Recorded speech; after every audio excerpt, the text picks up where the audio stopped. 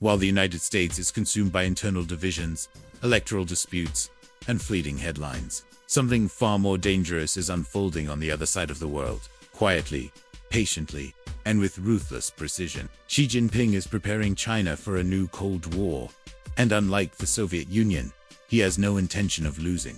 If you care about America's future, its global role, and the values it stands for, it is crucial to pay attention at this moment. Before we dive deeper into this silent yet powerful shift in the world order, it is important to reflect: what should the United States do to confront China's new strategy?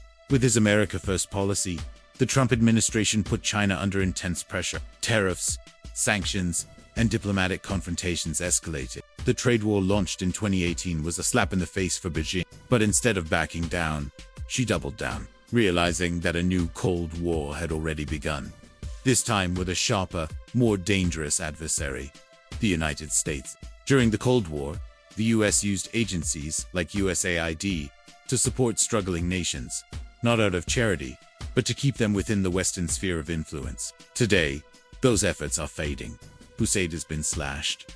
Global funding is inconsistent. And into that vacuum, China moves swiftly. With investments in Africa, ports in Asia, and high-speed rail projects in Latin America, China is slowly becoming the world's default provider, while America watches from the sidelines. This is not your grandfather's Cold War.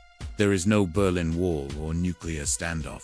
At least not yet. This is a war for control of global supply chains, dominance in artificial intelligence and emerging technologies, media narratives, and public opinion. It is a war for minds, not just missiles. Xi believes time is on his side. While Washington plans for the next quarter, Beijing is planning for the next quarter century. Xi Jinping is not just reacting, he is executing a strategy. One he has built over decades. He watched the Soviet Union collapse, he studied its autopsy, and now he is crafting a system designed to outlast, outmaneuver, and outperform the West.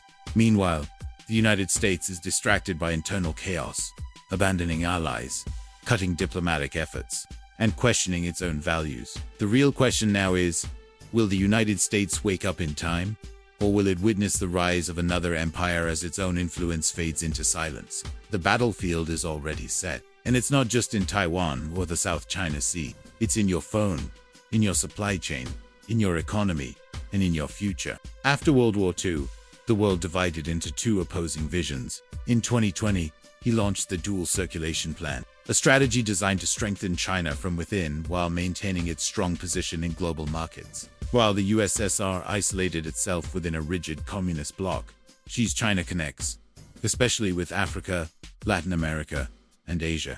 Through BRICS, the Belt and Road Initiative, and trade diplomacy, China is building a new axis of influence, not only politically, but financially and technologically. Xi is not just gaining allies, he's purchasing loyalty through infrastructure, loans, and cultural influence. This is what we call soft power. And right now, China is executing it more effectively than the United States. The third pillar is military modernization without reckless spending. The Soviets bankrupted themselves trying to outgun the US. Xi learned from that mistake. China's military budget grows at about 7% annually, not as part of a chaotic arms race, but as a calculated investment in drones. No impulsive splurges, just targeted upgrades designed to deter the US and control its regional. The fourth pillar is total ideological control. This is where Xi embraces full authoritarianism. The Soviet Union collapsed because it lost faith, not only from its people but also from its elites. Xi's response is zero ideological deviation, no political dissent, no intellectual freedom. From schools to social media, from Hollywood to TikTok, from artificial intelligence to academia, everything must follow the party line. In Xi's China, there is no space for debate. There is only obedience. And he believes that this iron grip is essential for national survival. His strategy is based on four major pillars, all crafted to win this new Cold War without firing a single shot. The first pillar is economic. Unlike the Soviet obsession with heavy industry, China wants to produce everything: chips, satellites, vaccines, weapons, software, semiconductors, and artificial intelligence. The goal is to survive any Western blockade. Xi aims to shield China from sanctions, embargoes, and technological bans by creating a domestic economy strong enough to endure any storm. The United States represented democratic capitalism, while the Soviet Union embodied authoritarian communism. Born in 1953, he grew up during China's close alliance with the Soviet Union and lived through its eventual fracture. His father, a veteran of the Chinese Communist Party, admired Moscow and studied Soviet industrial methods, but she saw firsthand how that dream turned into a nightmare.